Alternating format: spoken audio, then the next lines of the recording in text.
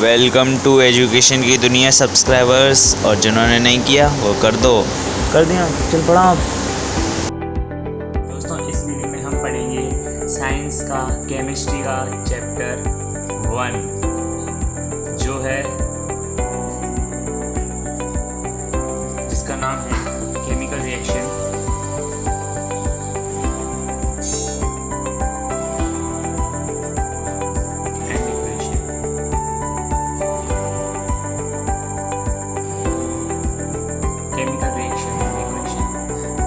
इसे करना बहुत ही आसान है, ये कोई भी कर सकता है। वैसे ये सिंपल चैप्टर है, आपको ज़रा इसमें दिमाग लगाने की जरूरत है। ये एकदम बेस्ट टाइप है, तो इसे हम इस तरह से कर सकते हैं कि इसमें जो केमिकल रिएक्शन हम सबसे पहले पढ़ेंगे केमिकल रिएक्शन, उसके बाद हम पढ़ेंगे इक्वेशंस। तो जो हमारी केमिकल रिएक्शंस हैं वो दो टाइप की होती है, केमिकल और फिजिकल। केमिकल और फिजिकल, तो एक तो होते हैं केमिकल चेंजेस, दूसरे होते हैं फिजिकल चेंजेस। अब इनकी भी एक डेफिनेशन होती है। केमिकल रिएक्शन की डेफिनेशन होती है कि एक खास तरह की कि अगर कोई भी चीज़ केमिकल द्वारा की जाए, कोई भी, जैसे हम ले लेते हैं रस्टिंग ऑफ आयरन, तो फिजिकल चेंजेस हो जाएगा। आप ले सकते हो मेल्टिंग ऑफ आइस मेल्ट होती है। आप सिंपल सी डेफिनेशन ये ले सकते हो कि केमिकल रिएक्शन वो रिएक्शन होती है जो यानी चेंज नहीं हो सकती, उसका मास और उसका वेट तो चेंज हो सकता है लेकिन मास चेंज नहीं हो सकता, वो भी किसी फिजिकल चेंज के द्वारा उसका मास चेंज नहीं हो सकता, वो होती है केमिकल रिएक्शन। अब ये जो केमिकल रिएक्शन है ये आपको समझ में आ गई। अब हम पढ़ते हैं फिजिकल रिएक्शन। फिजिकल रिएक्शन वो होती है जो किसी भी इंसान द्वारा, किसी भी हाथों द्वारा अपने चेंज हो जाए, और केमिकल रिएक्शन वो होती है जो किसी भी केमिकल द्वारा ही चेंज हो सकती है और दोबारा अपनी पोजीशन में नहीं आ सकती, मीन्स रिसाइकल नहीं हो सकती किसी भी फिजिकल रिएक्शन द्वारा। तो फिजिकल और केमिकल रिएक्शन की डेफिनेशन आई होप आपको समझ में आ गई होगी। तो अब हम पढ़ेंगे इसकी इक्वेशन। आप एक इक्वेशन ये ले सकते हो, जैसे कि आपको सबसे पहले हम बैलेंसिंग करना सिखाते हैं। Na+H2O, इसकी हम रिएक्शन करेंगे। सोडियम और वाटर की रिएक्शन जब हम करेंगे तो हमारे पास आएगा NaOH और H2, हाइड्रोजन गैस रिलीज होगी। मीन्स सोडियम और वाटर को जब हम आपस में रिएक्ट करेंगे तो हमारे पास आएगा सोडियम हाइड्रोक्साइड, और जो हाइड्रोजन गैस है वो रिलीज हो जाएगी। अब हम इसे बैलेंस कैसे करेंगे, ध्यान से देखिएगा, ये बहुत ज़रूरी चीज़ है। ये आपके बोर्ड एग्जाम में 100% आएगी, ये मेरी गारंटी है, लिख के ले लो, महाकाल का आशीर्वाद रहेगा। अब जैसे कि यहाँ पे हम ले लिया Na कितना है 1, Na=1। यहाँ पे हाइड्रोजन कितने हैं, 2 हैं हाइड्रोजन =2। ऑक्सीजन कितने हैं 1, ऑक्सीजन =1। अब हम, ये होता है रिएक्टेंट, ये होता है प्रोडक्ट। अब हम प्रोडक्ट साइड लेंगे तो Na यहाँ पे कितना है 1, ऑक्सीजन यहाँ पे कितना है 1, हाइड्रोजन कितना है 1, और यहाँ पे ये वाला हाइड्रोजन कितना है 2। अब यहाँ पे देखिए, हम सोडियम 1 दोनों साइड इक्वल होनी चाहिए, ये होती है हमारी बैलेंस इक्वेशन। हाइड्रोजन यहाँ पे 2 है, हाइड्रोजन यहाँ पे 1 और 2 3 हो जाएगा यहाँ पे, तो यहाँ पे 2 और यहाँ पे 3 बैलेंस नहीं है, पर ऑक्सीजन हमारी बैलेंस है। अब हम हाइड्रोजन को बैलेंस करेंगे, तो देखिए सबसे पहले हम हाइड्रोजन को बैलेंस किस तरह से करते हैं। तो देखिए सबसे पहले हमें यहाँ पर हाइड्रोजन एक कम है, तो यहाँ पर हाइड्रोजन पे हमें एक साइन लगा देना है 2, यहाँ पे हम 2 ऐड कर देंगे। अब वो जो ऐड होगी वो एक पूरे में होगी, H2O में ऐड होगी, पूरे में ऐड होगी। तो अब यहाँ पे साइन लगेंगे। तो ये हमारी हाइड्रोजन ऑक्सीजन एक ही थी, तो हम इसमें 2 ऐड करेंगे, तो 2 का मल्टीप्लाई इसमें हो जाएगा। तो ये हो गया 2 × 2 4 हाइड्रोजन, और ये हो गया ऑक्सीजन 2। ये हमारी ये हो गई, ये हमने 2 से रिएक्शन की। और सोडियम यहाँ पे 1 है, यहाँ पे 2 है, मतलब यहाँ पे भी 1 ही है, लेकिन यहाँ पे ऑक्सीजन 2 है, यहाँ पर ऑक्सीजन 1 है। तो हम ऑक्सीजन में 2 का N2 करेंगे, तो यहाँ पे करेंगे NaOH। तो अब हम इस पूरे में कितने का 2 का N2 करेंगे, तो सोडियम यहाँ पे 2 हो जाएगा, यहाँ पे ऑक्सीजन भी हमारा 2 हो जाएगा, हाइड्रोजन भी हमारा 2 हो जाएगा,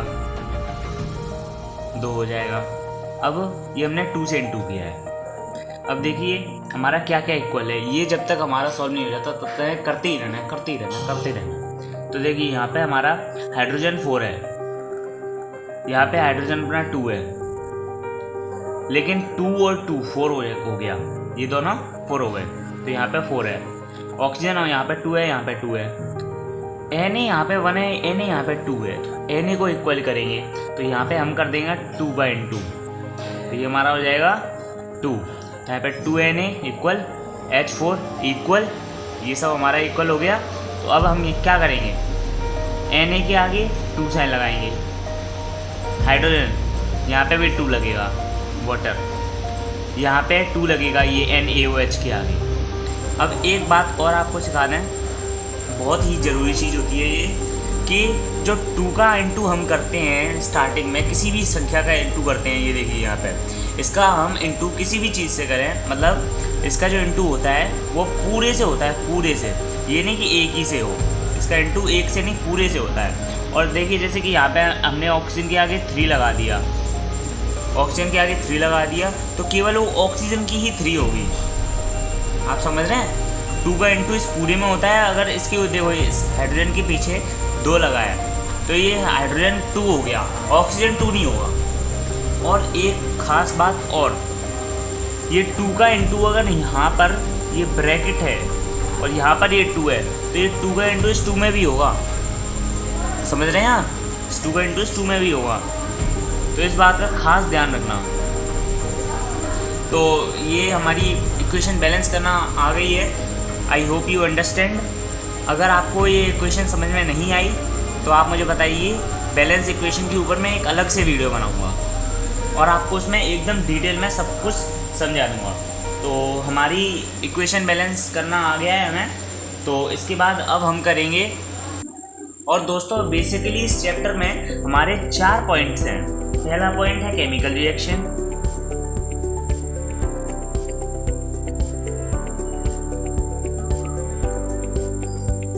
दूसरा पॉइंट है केमिकल इक्वेशन,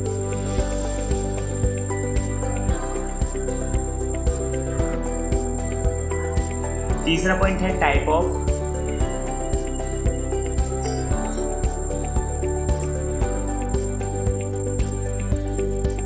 केमिकल रिएक्शन, चौथा पॉइंट है effect of oxidation reaction in everyday life.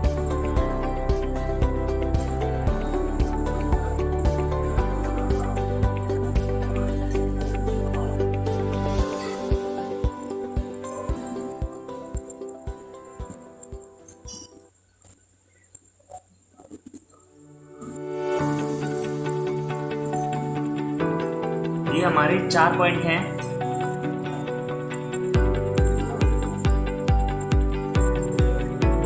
इन चारों पॉइंटों को हम पढ़ेंगे। तो सबसे पहले हम लेते हैं केमिकल रिएक्शन, जो हमने स्टार्ट कर दी थी।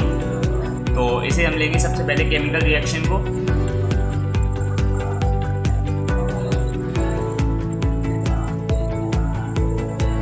तो केमिकल रिएक्शन हम इस तरह से होगी हमारी, यहाँ पर हम लिखेंगे, देखिए दोस्तों, ये है a chemical reaction is a change in which one or more substance or reactant react to form new substance with entirely different properties. Means chemical reaction एक ऐसी चेंज है जो जो कि एक और एक से ज़्यादा सब्सटेंस को रिएक्ट करती है, एक नया सब्सटेंस बनाती है, उसे कहते हैं केमिकल रिएक्शन। और ये फिजिकल रिएक्शन द्वारा चेंज नहीं की जा सकती। और अब पढ़ते हैं identification of chemical reaction. Chemical reaction को कैसे पहचाना? जैसा कि मैंने आपको बताया था कि केमिकल रिएक्शन फिजिकल रिएक्शन के द्वारा चेंज नहीं की जा सकती, और केमिकल रिएक्शन एक और एक से ज़्यादा सब्सटेंस को मिलाकर एक नया सब्सटेंस फॉर्म करती है, केमिकल रिएक्शन। जैसे कि हम एग्जांपल में ले सकते हैं change in state, change in state, evolution of gas.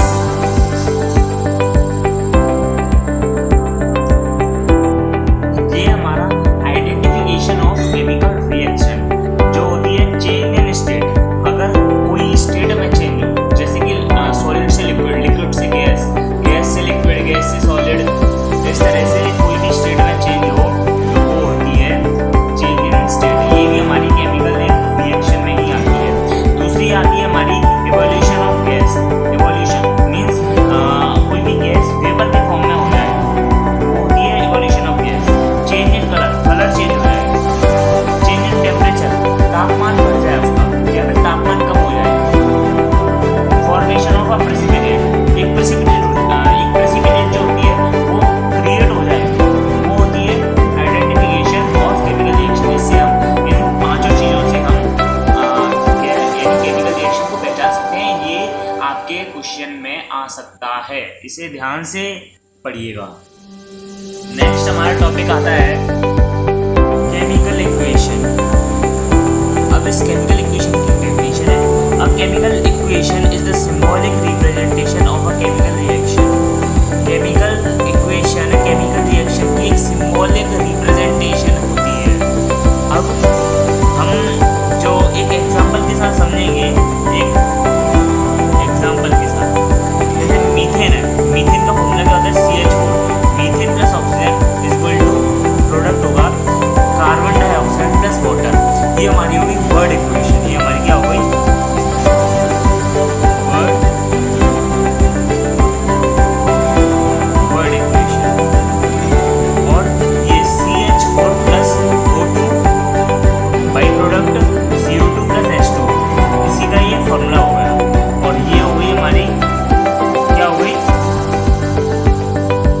Symbolic equation. ये हो गई हमारी सिंबॉलिक इक्वेशन। तो अब हमारा ये हमें पूरी तरह से आ गया है। अब हमें आगे जो पढ़ना है वो हमारा टॉपिक है गाइस, इसका नाम है type of chemical reaction. Guys ये जो टाइप ऑफ केमिकल रिएक्शन है, केमिकल रिएक्शन के 5 टाइप होते हैं, 5 टाइप होते हैं। पहला है कॉम्बिनेशन रिएक्शन, दूसरा है डिकम्पोजिशन रिएक्शन, तीसरा है exothermic reaction, displacement reaction and oxidation and reduction reaction.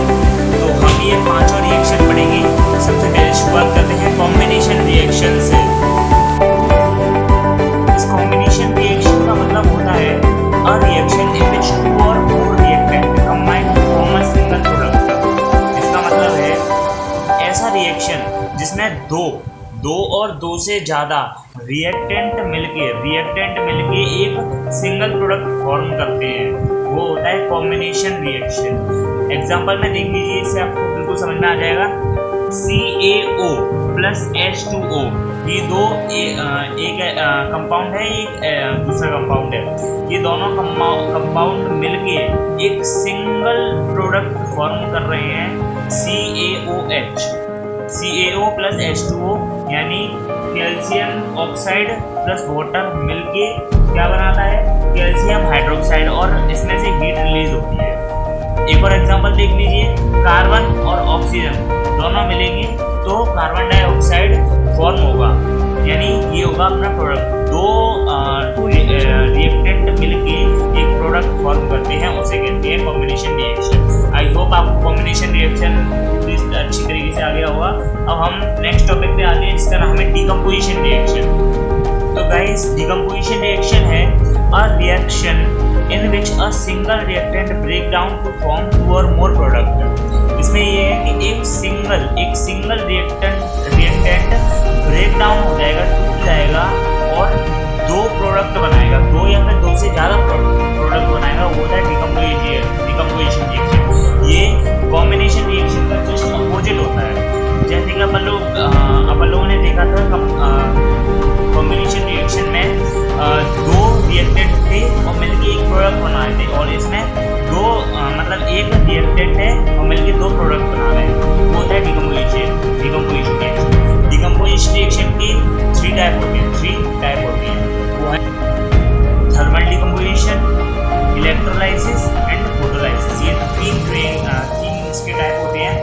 और जो थर्मल डिकम्पोजिशन होती है उसे यही समझ लो, थर्मल डिकम्पोजिशन वो होती है जो कि यानी these reaction use the energy in the form of heat for decomposition और reaction means इसका मीन्स ये होता है कि कोई भी एक रिएक्टेंट उससे हीट जनरेट करे। ये थर्मल डिकम्पोजिशन का ये एग्जांपल है। तो इसमें हीट से ब्रेक डाउन किया है थर्मल डिकम्पोजिशन को। ये एक रिएक्टेंट है, इसमें हीट जनरेट करी तो हमारे पास दो प्रोडक्ट आ गए। ये है हमारे पास कैल्शियम कार्बोनेट को हीट से हीट जनरेट करी इसमें, तो हमारे पास आया कैल्शियम ऑक्साइड और कार्बन डाइऑक्साइड। तो हमारा थर्मल डिकम्पोजिशन हो गया। अब इलेक्ट्रोलाइसिस हम पढ़ते हैं। इलेक्ट्रोलाइसिस में क्या होगा कि these reaction involve the use of electrical energy for the decomposition of reactant molecule. ये रिएक्शन यानी इनमें एक रिएक्टेंट में एग्जांपल ले लीजिए 2H2O,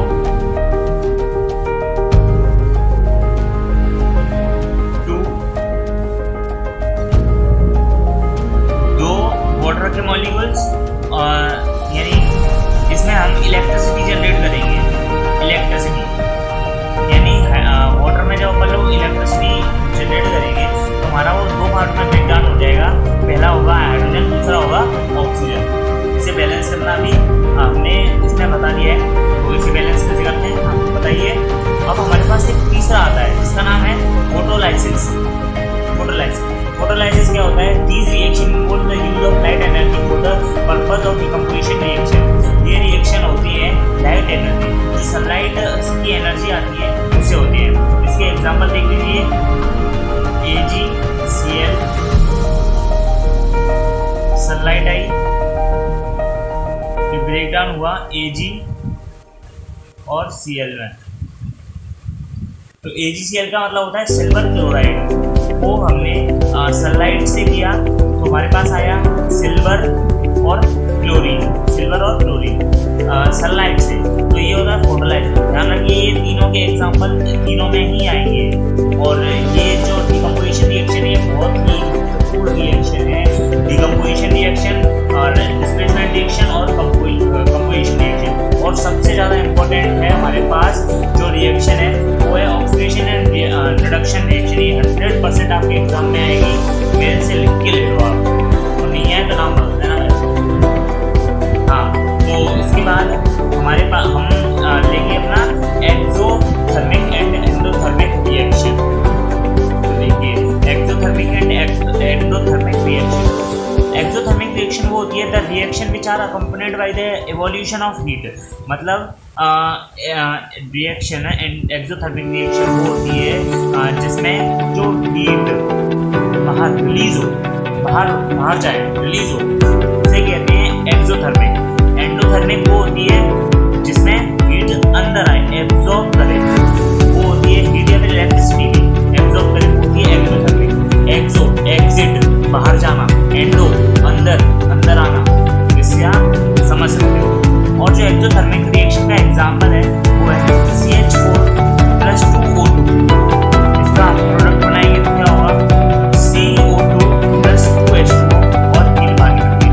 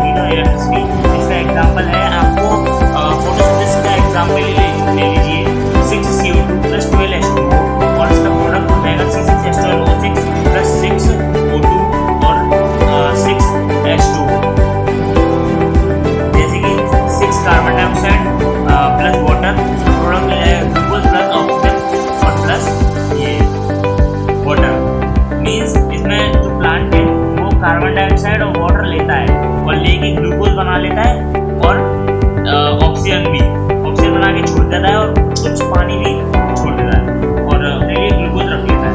इसे कहते हैं एब्जॉर्प्शन कर रहा है ये यहाँ पर। तो ये हमारा एक्सोथर्मिक हो चुका है। अब इसके बाद हम पढ़ेंगे अगला टॉपिक जिसका नाम है तो डिस्प्लेसमेंट रिएक्शन में क्या होता है, when a more reactive element displace less reactive element from its compound. जब ज़्यादा reactive element less reactive element को डिस्प्लेस कर देती है उस कंपाउंड से, जो रिएक्टिविटी सीरीज आपको देखने के लिए मिल जाएगी थर्ड चैप्टर में। तो थर्ड चैप्टर में आपको बिल्कुल रिएक्टिविटी के बारे में एकदम आसानी से पता चल जाएगा। अभी तो यहाँ पे थोड़ा सा समझ लीजिए कि यानी जिंक जो होता है वो कॉपर से ज़्यादा रिएक्टिव होता है। तो यहाँ पर जिंक है और यहाँ पे कॉपर सल्फेट है। तो जिंक कॉपर सल्फेट को हटा देगा, वो रिएक्ट कर जाएगा, हटा देगा तो क्या बनेगा ZnSO4 जिंक सल्फेट सॉल्यूशन, और जो कॉपर है वो अलग हो जाएगा। तो यही होता है। और डिस्प्लेसमेंट रिएक्शन के दो टाइप होते हैं, सिंगल डिस्प्लेसमेंट रिएक्शन और double displacement reaction. Single displacement reaction का यही एग्जाम्पल है। सिंगल डिस्प्लेसमेंट कुछ नहीं होता, सिर्फ यही होता है कि एक सिंगल एक हो वन मेटल ले लीजिए, वन मेटल रिएक्ट विद एक सॉल्यूशन, एक कंपाउंड से, एक एलिमेंट कंपाउंड से रिएक्ट करता है तो डिस्प्लेस हो जाता है, उसे कहते हैं डिस्प्लेसमेंट रिएक्शन। ये अपना जोर दिखा देता है, इसमें ताकत दिखा देता है। आप एक तारा मेटा का एग्जाम्पल ले लीजिए, आप शायद देखते हो कि जैसे कि अगर एक जगह पर एक कुर्सी पे थिएटर में हाथी भाई बैठे हैं, क्या हाथी भाई छोड़िए, एक जगह पर जेठालाल बैठा है एक कुर्सी पे, तो क्या पोपटलाल जेठालाल को उठा सकता है? नहीं। क्यों? यहाँ पर जिंक को ले लीजिए आप, जिंक को सोडी ले लीजिए जिंक को, और कॉपर को ले लीजिए पोपटलाल। अब और जो SO है यानी जो सल्फेट है उसे ले लीजिए जेठालाल। तो फिर जेठालाल को पोपटलाल नहीं उठा सकता, तो मतलब जो सोडी है वो उठा लेगा, सोडी जेठालाल को उठा लेगा। तो सोडी और जेठालाल दोनों मिल जाएंगे, पोपटलाल अलग हो जाएगा। देखो बन गए ना, सोडी और जेठालाल मिल गए, पोपटलाल अलग हो गया। इस तरह से होती है सिंगल डिस्प्लेसमेंट रिएक्शन। अब हम पढ़ेंगे double displacement reaction. Double displacement reaction भी सेम टू सेम ऐसी होती है, बस उसमें कुछ नहीं होता। उसमें हम बताते हैं, उसमें सोडी भी होता है, उसमें भिड़े भी होता है, उसमें पोपटलाल भी होता है, उसमें जेठालाल भी होता है, चारों होते हैं। अब चारों गहरी कितनी आपको तो पता ही है, भिड़े को छोड़िए, आप मेहता साहब को ले लीजिए, कितनी प्यारी दोस्ती, बहुत प्यारी दोस्ती है। आप ले लीजिए जैसे मैंने लिख दिया, आप एक एग्जाम्पल मीटर से ले लीजिए, जैसे कि Na2 SO4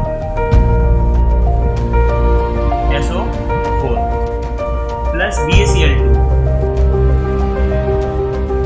इन दोनों का रिएक्शन करेंगे तो BaSO4 प्लस हमारे पास आएगा NaCl। अब इसे देखिए, अब जो Na है इसे आप ले लीजिए, NaCl को आप ले लीजिए, आपकी जो मर्जी है वो ले सकते हैं, आपको जो मर्जी है वो ले सकते हैं। जैसे कि Na को हमने ले लिया सोडी और SO को ले लिया हमने भिड़े, Na को हमने ले लिया सोडी और SO को ले लिया जेठालाल, Ba को ले लिया मेहता साहब और Cl को ले लिया भिड़े। तो देखिए सोडी और जेठालाल और मेहता साहब और भिड़े, ये चारों हैं। अब ये चारों में गहरी दोस्ती तो है ही। अब क्या हो जाएगा, आपको तो पता ही है जेठालाल मेहता साहब की दोस्ती कितनी अच्छी है। तो हमने ले लिया जो सोडी है उसे सोडी को भिड़े के साथ कर दिया, आपको पता ही है, सोडी को भिड़े के साथ कर दिया और जेठालाल को मेहता साहब के साथ कर दिया। देखिए DaSO4 सोडी मतलब जेठालाल और मेहता साहब दोनों मिल गए, और NaCl सोडी और भीड़े मिल गए। तो यही होता है डबल डिस्प्लेसमेंट रिएक्शन। बहुत ही आसान है, इसे आप एकदम आसानी से कर सकते हैं। ये सवाल आके में से खुद बोलते हैं कि ये बहुत ही आसान है, कोई भी कर सकता है, बहुत ही ज़्यादा आसान है। और ये वाली रिएक्शन आपके एग्जाम में 100% आएगी, ये महाकाल के आशीर्वाद से। और अब जो हमारा सब कुछ हो जाने के बाद एक हमारा हम देखते हैं एक न्यूट्रलाइजेशन रिएक्शन भी होता है। वो क्या होता है? द रिएक्शन विच एसिड और acidic oxide react with base और basic oxide to form salt and water are called neutralization reaction. Means एक ऐसा रिएक्शन इन विच जिसमें एसिड और एसिडिक ऑक्साइड एसिडिक ऑक्साइड है वो बेस और बेसिक ऑक्साइड के साथ रिएक्ट करते हैं और सॉल्ट और वाटर बनाते हैं। एसिड और बेस दोनों रिएक्ट करें, सॉल्ट और वाटर बना। एसिड ऑक्साइड बेसिक ऑक्साइड दोनों रिएक्ट करें, सॉल्ट और वाटर बना। तो ये क्या होगा? अभी बताया ना जस्ट अभी, ये होगा न्यूट्रलाइजेशन रिएक्शन। न्यूटन एप्पल सेब गिरा, न्यूटन से आप याद कर सकते हैं न्यूट्रलाइजेशन रिएक्शन। बहुत ही आसान है। अब हमारा लास्ट टॉपिक आता है जिसका नाम है ऑक्सीडेशन एंड रिडक्शन रिएक्शन। ये भी बहुत आसान है, इसे भी आप कर सकते हो। हम यहाँ पे लिख देंगे oxidation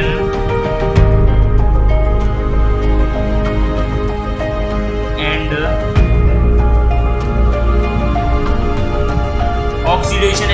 reduction reaction. Oxidation reaction क्या होती है आप सभी को पता है कि ऐसी प्रोसेस जिसमें ऑक्सीजन ऐड हो जाए, ऐसी प्रोसेस जिसमें ऑक्सीजन हमारी ऐड हो जाए और जो हाइड्रोजन है वो हमारी माइनस हो जाए, यानी हाइड्रोजन हट जाए, उसे कहते हैं ऑक्सीडेशन रिएक्शन। और रिडक्शन रिएक्शन क्या होती है? जिसमें हमारी हाइड्रोजन वो है जो प्लस हो जाए, हाइड्रोजन हमारी प्लस हो जाए और जो हमारा ऑक्सीजन है, ऑक्सीजन माइनस हो जाए। ये होती है रिडक्शन रिएक्शन। ये बहुत ही आसान, केवल छोटी सी इतनी सी डेफिनेशन थी। अब आप इसका एग्जांपल भी ले सकते हो। एग्जांपल जैसे कि मैंने आपको लिख दिया Cu copper plus oxygen react किया हीट के साथ तो बना Cu। है Cu मीन्स कॉपर ऑक्सीजन दोनों मिलके क्या बनाया? Copper oxide. क्या बनाया? कॉपर ही ऑक्साइड। ये बहुत ही ज़्यादा आसान है, मैंने इसमें आपको बताया था। ये किसका एग्जाम्पल है? ये ऑक्सीडेशन रिएक्शन का एग्जाम्पल है। आप देख के ही बता दोगे। इसमें देखिए कॉपर अलग है, ऑक्सीजन अलग है और ये जब फॉर्म हुई तो ऑक्सीजन के साथ कॉपर में ऐड हो गया, ऑक्सीजन ऐड हो गया तो ये होगा ऑक्सीडेशन रिएक्शन। तो अगर हम इसी में ये कर दें एक अलग तीसरा, अब मैं एग्जांपल ले लें, जैसे हमने ले लिया Na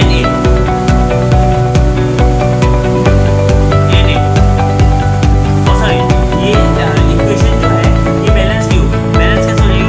ये देखिए ये हो गई, आगे इक्वेशन ये बैलेंस हो गई। और अब हम लेंगे Na और ये 2Na प्लस H2 मान जाएगा Na। इसमें देखिए Na से क्या होता है? सोडियम और हाइड्रोजन दोनों अलग अलग है। जोड़ करने क्या हुआ? हाइड्रोजन ऐड हो गई। ऐड होने का मतलब हो गया ये रिडक्शन रिएक्शन है। कोई भी आप एकदम सवाल को देखते ही पहचान जाओगे ये ऑक्सीडेशन है या फिर रिडक्शन रिएक्शन है। बहुत ही आसान है, आप इसे एकदम आसान तरीके से कर सकते हो। और इसमें एक नोट भी दिया गया है और this one substance means only during a reaction. एक सब्सटेंस केवल एक ऑक्सीजन रिएक्शन में चेंज कर रहा है कि सेट दी ऑक्साइड, एक ऑक्साइड माना जाएगा। मींस ऑक्सीजन प्लस हो रही है, जैसा कि मैंने आपको बताया। अगर ऑक्सीजन प्लस हो रही है वो ऑक्सीडेशन रिएक्शन है, माइनस हाइड्रोजन माइनस हो रही है वो ऑक्सीडेशन रिएक्शन है। अगर हाइड्रोजन प्लस हो रही है वो रिडक्शन रिएक्शन, ऑक्सीजन माइनस हो रही है तो वो भी रिडक्शन रिएक्शन ही होगा। वो ऑक्सीडेशन एजेंट और रिडक्शन एजेंट भी सेम टू सेम ऐसे ही होते हैं। और जैसा कि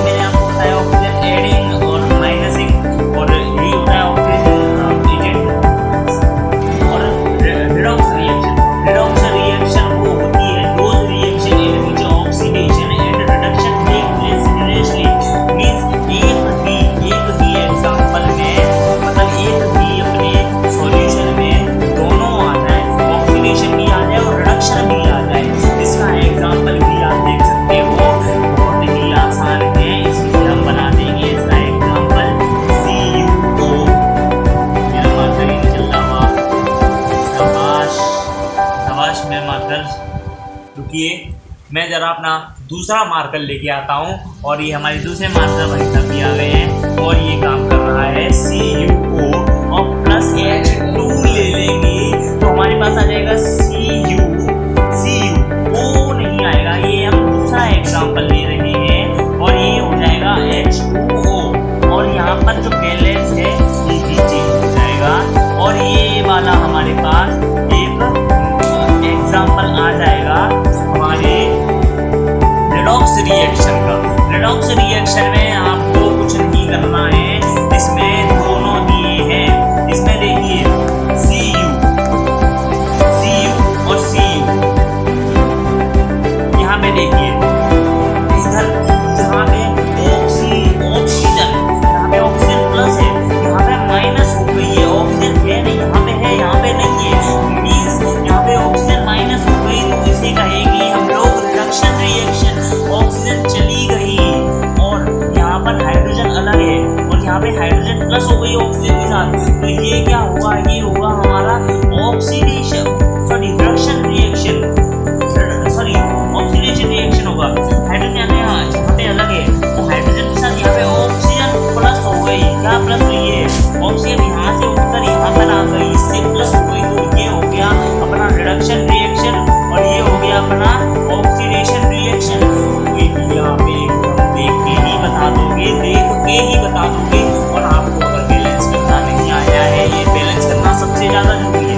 बैलेंस करना नहीं आया आपको केमिस्ट्री आता ही नहीं है, बैलेंस करना नहीं आता तो आपको केमिस्ट्री नहीं आता। और अगर आपको नहीं आया, अभी भी नहीं आया, मेरा इतना समझाने के बाद भी नहीं आया, आप कमेंट सेक्शन में एक बार लिख दीजिए हमें बिल्कुल नहीं आया, बिल्कुल क्या आपको जरा थोड़ा सा नहीं आया, अगर थोड़ा सा भी नहीं आया और मैं उसके ऊपर पूरी वीडियो बनाऊंगा, पूरी एक जितना आप बोलोगे उतनी देर तक बनाऊंगा और मैं एकदम आपको एकदम क्लियर करा दूंगा क्योंकि जो बैलेंस केमिकल इक्वेशन है एकदम सबसे ज़्यादा इंपॉर्टेंट टॉपिक है, इसके बिना आप केमिस्ट्री मतलब कर ही नहीं सकते। ये मास और मास law of conservation of mass, ये इसका एक लॉ है, इसके बिना केमिस्ट्री अधूरी है। मैं आपको एकदम सबसे जरूरी चीज़ बता रहा हूँ और अब हमारा ये जो हमारा टॉपिक है ये हमारा कंप्लीट हो चुका है।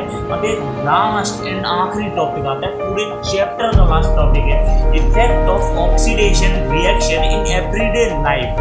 अपनी रोजाना जिंदगी में ऑक्सीडेशन रिएक्शन का क्या इफेक्ट होता है और इसके भी दो पार्ट हमारे सामने आ जाते हैं। हम इसके दोनों पार्टों को देख लेते हैं। सबसे पहले तो इसे रफ कर देते हैं, हमारे पास जगह नहीं है इसलिए। अब इसमें हम देखेंगे इसकी दो पार्ट होती है। पहला होता है हमारा कोरोजन, पहला होता है कोरोजन और रेंसिडिटी। कोरोजन और रेंसिडिटी हमारे पास दो पार्ट होते हैं। देखिए इसमें हमारे पास आता है कोरोजन। कोरोजन क्या होता है? कोरोजन होता है the phenomenon due to which open surface of the metal are slowly eaten away by the reaction of air water and chemical present in the atmosphere called current. अब इसका मैं meaning आपको बहुत ही आसान भाषा में आपको समझाता हूँ, आप एकदम समझ जाओगे उसे और मैं इसे एक एग्जांपल के साथ समझाऊंगा।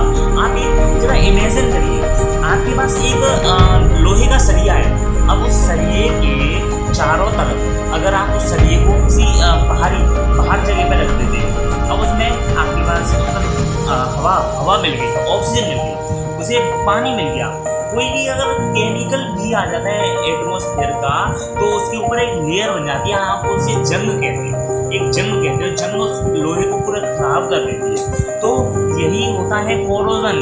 एक कोरोजन यही होता है कि आयरन के ऊपर वो जो जंग लगती है उसे ही कोरोजन कहते हैं। किसी भी एयर वाटर वगैरह की एक उसमें आने में, एक उसमें ये प्रेजेंस में आने में उसे ही कोरोजन कहा जाता है।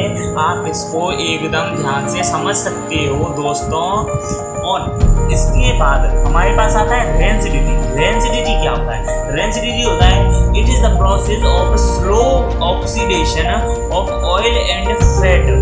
एक प्रोसेस है और एक स्लो प्रोसेस है of oxidation of oil and fat, तेल और मोटा तेल वाली में ऑक्सीडेशन होगा। आप समझ नहीं रहे होंगे, मैं मैं समझ रहा हूँ, आप समझ नहीं रहे होंगे, एक शायरी है वैसे आंसर में। देखिए इसमें क्या है, अपने पास एक स्लो ऑक्सीडेशन होता है। जैसे एक एग्जांपल ले लिए, बहुत ही बेहतरीन एग्जांपल है, बहुत ही कॉमन एग्जांपल है कि आपने देखा भी होगा बहुत बार कि आप कोई भी लेस ले लिया, आप लेस लाए हो आप दुकान से, अब लेस को आप फाड़ते हो तो आपने देखा होगा ये तो लेस के पैकेट में बहुत ही मोटा का होता है, तो लेस का पैकेट मोटा होता है, क्यों होता है उसमें नाइट्रोजन गैस होती है, और नाइट्रोजन गैस भरी रहती है ज़्यादा मात्रा में, लेकिन चिप होते हैं छोटे बड़े 2-4 पीस होते हैं चिप्स। अब ऐसा क्यों है? क्योंकि नाइट्रोजन इसलिए बनते हैं क्योंकि जब वो पैकिंग के समय टूट ना जाए, इसलिए उसमें हवा भरी जाती है, हवा उसे कंट्रोल करती है, नाइट्रोजन होते हैं। अब ये nitrogen oxygen oily fatty food से कनेक्ट ना हो पाए, इसलिए उसमें नाइट्रोजन ही भरते हैं। और इससे बहुत ही सिंपल माइनर में आप देख सकते हो। अब लेस तो आपने खाई होंगी, कई बार खाए होंगे, उसमें आपने ये चीज़ बहुत ही कम नोटिस करी होगी, पर वैसे तो कहते हैं कि हमारे पास 5 रुपये में लेस का पैकेट आता है, उनमें बहुत ही कम लेस आते हैं। ये आप बहुत बार एग्जाम्पल ले लो, पर बनी वे में ले जाते हो। वैसे एक साइंस के तजुर्बे से देखोगे ना, आप साइंस में टॉप कर सकते हो, हर चीज़ को एक साइंस समझ के करो। साइंस हर एक चीज़ साइंस है। आप देखिए कौन सी चीज़ साइंस नहीं है। आप देखिए मैं वीडियो बना रहा हूँ, ये फोन साइंस है ना, ये जो मैं लिख रहा हूँ एक साइंस इस दुनिया में है, साइंस भी है, और हर चीज़ एक साइंस है। आप हर चीज़ को एक साइंस की तरह से देखिए। ये क्यों होता है, हाथ क्यों हिला रहा हूँ, मार्कर से कैसे लिख रहा हूँ, इंक कैसे आ रही है, एक साइंस है। और साइंस में देखिए आपको 3 पार्टी होते हैं। मैं आपको केमिस्ट्री पढ़ा रहा हूँ, केमिस्ट्री केमिकल। अब इसमें इंक है, ये कौन सा केमिकल है, तो ये एक केमिस्ट्री हो गई।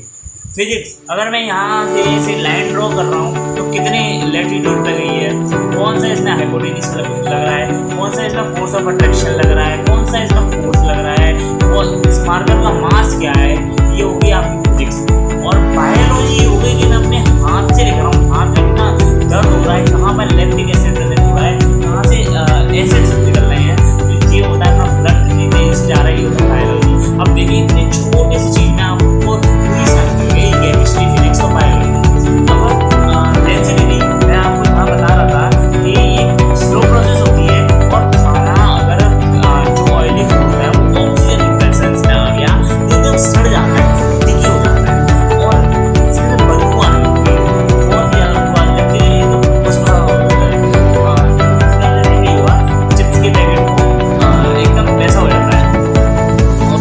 और हमें कोरोजन के कुछ इफेक्ट कर देता हूँ, मैं बोल देता हूँ, बहुत ही आसान है। Corrosion cause damage to car bodies. Corrosion से कार बॉडीज, जो कार की भारी परत होती है, लोहा होता है, स्टील जो भी होता है, वो सब कुछ डैमेज हो जाती है, ब्रिज डैमेज हो जाती है, आयरन रेलिंग जो कई वो लग जाती है, शिप्स में all object made up of metal, जितनी भी ऑब्जेक्ट होती हैं सब जो भी मेटल से बने होते हैं, उन सब के ऊपर ये ऑक्सीजन प्रेजेंस में ये कई वगैरह ये सब आती रहती है, जिंक वगैरह, those which made up of iron, खासकर जो आयरन से भी बन सकती है। और in case of aluminium, corrosion is not provide to be wasteful. मतलब एल्यूमिनियम में कभी भी इस तरह की कोरोजन नहीं, ये वेस्टफुल नहीं होती, ये वेस्टफुल नहीं है। अब डेंसिटी के कुछ ले लेते हैं, डेंसिटी के keeping food material in air tight condition. मतलब डेंसिटी खाने को बचाने के लिए उसको एक एयर टाइट कंटेनर में रखना। Refrigeration of food at low temperature, जो अपन लोग खाना बनाएंगे एकदम बहुत ही कम डिग्री में बेक करना, बहुत ही कम डिग्री। अब तीसरा packing of food item like potato wafers etcetera packet containing nitrogen instead of air. जैसा मैंने आपको बताया कि पैकेट में नाइट्रोजन भर के जैसे एकदम एयर टाइट पैक कर देना नाइट्रोजन भर के, जिससे वो खाना बच सके। और एक और अवॉइडिंग की food and material in direct sunlight, उस फूड को डायरेक्ट सनलाइट में प्रेजेंट करना, क्योंकि ये भी खाने को खराब करता है। तो यही थे हमारे साइंस के चैप्टर्स, और यहाँ पर हमारा आपकी छुट्टी हो चुकी है। छुट्टी या वैसे मत समझना, यानी जो हमारा चैप्टर है वो एकदम खत्म हो चुका है और आपको मजे करने हैं एकदम। साइंस में टॉप कर दो, टॉप फर्स्ट चैप्टर में। तो आप अगर इस चैप्टर को, वीडियो को ध्यान से समझ गए और अगर आप इस वीडियो में टॉप नहीं कर गए, इस चैप्टर में टॉप नहीं करिए, अगर आपका क्लास टेस्ट हुआ, बोर्ड एग्जाम हुआ और फर्स्ट चैप्टर का एक भी सवाल आ गया तो अगर आपका छूट गया तो मैं चैनल बंद कर दूंगा। और अगर आपको फिर भी कोई डाउट आता है तो मेरे से आप कमेंट सेक्शन में, मैं बार बार कह रहा हूँ, इस कमेंट सेक्शन में एक बार बता दीजिए, मैं उसके बाद अलग से अलग से आपको तो एकदम हमारा ये जो कहानी है, कहानी की टाइप समझ हुआ पर ये साइंस के नजरिए से है ना, तो ये हमारा कंप्लीट हो चुका है। तो अब आगे के लिए बाय बाय कहते हैं अगली वीडियो में, जो कि हमारी अगली वीडियो होगी, हमारी अगली वीडियो इसी ऊपर एसिड बेस एंड सॉल्ट। अगली वीडियो में कहते हैं जय महाकाल, जय भद्रकाली।